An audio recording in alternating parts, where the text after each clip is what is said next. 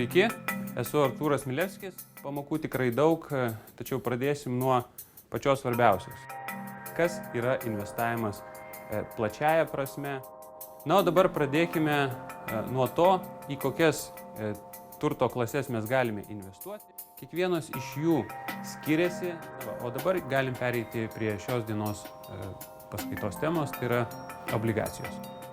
Obligacijų dalis tiek valstybinių, tiek įmonių, tiek bankų sudaro apie 60% viso to pyrago. Taigi pokalbį apie akcijas pradėkime nuo jau mūsų pamėgtos pelningumo rizikos lentelės arba žemėlapio, kitaip tariant.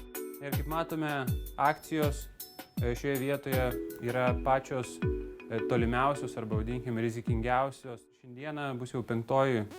mūsų mokymų ciklo investavimo ABC paskaita apie investicinius fondus. Aiškinsime, koks yra populiariausias investavimo būdas.